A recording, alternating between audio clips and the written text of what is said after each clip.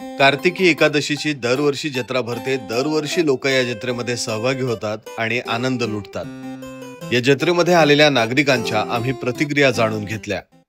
दरवर्षी जत्रा भरते त्याप्रमाणे यावर्षी सुद्धा भरलेली आहे, पण यावर्षी पण बरीच स्वस्ताही दिसते।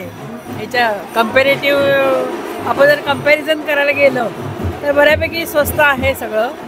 शॉपिंग केली, असं आमचं दुकान आहे शोभा कलेक्शन म्हणून, आणि नंतर तिथे फिरून सुद्धा शॉपिंग केली। यंदाची जत्रा खूप मोठ्या प्रमाणात चालू आहे। सर्व समाजाचे म्हणजे मुस्लिम हिंदू सर्व मिळून मिसळून ही जत्रा साजरी करतात। एक भव्य स्वरूप या जत्रेला आलं आहे आणि गर्दी खूप मोठ्या प्रमाणात आहे। लोक खूप उत्सुक आहेत या जत्रेसाठी। सो बेसिकली आम्ही इथे आता आलोय पुण्याहून आणि खास ही जत्रा बघण्यासाठी। सो जत्रावाणी आता आणायचे आम्हाला पालखीमध्ये विठोबाचं दर्शन पण झालं। सो खूप छान वाटलं। 50-60 गावामधली माणसं संध्याकाळी या ठिकाणी खरेदीसाठी येतात, कारण या ठिकाणची जी खरेदी असते ही सगळ्यात स्वस्त वगैरे असते। जर आता आपण बघितलं तर हिंदू धर्मापेक्षाही 50% मुस्लिम समाज ही या ठिकाणी खरेदीला आवर्जून आलेला असतो। आणि ही जत्रा एक फार वर्षापासून चालत आलेली आहे। कार्तिकी एकादशी उत्साहाचा दिवस आहे आणि सगळे बघू शकता किती गर्दी जमली आज बाजारात। सांग रे, बोल। भरपूर गर्दी आहे।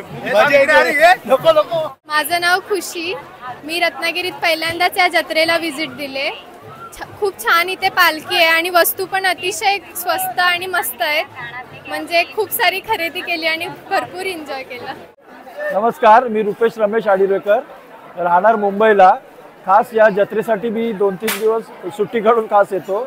लास्ट 4-5 वर्षापासून मी या जत्रेला येतोय, पण ह्या जत्रेमध्ये ह्या वर्षी मी टी शर्टचा स्टॉल टाकला होता, पण चांगल्या प्रकारे प्रतिसाद रत्नागिरीकरांनी दिलेला आहे। काय केलं जत्रेत? काय मजा आली तुला? काय नाही, जत्रेत फक्त फिरतोय आहे। आता बघतोय, शॉपिंग करतो इकडे।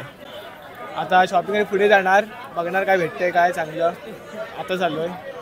स्टॉल लावलेला आहे, सगळे भाविकांनी भरपूर गर्दी केलेली आहे आणि सगळ्याच जे आलेले आहेत सेल्समन त्यांचा चांगला धंदा झालेला आहे आज, त्यामुळे सगळे खुश आहेत।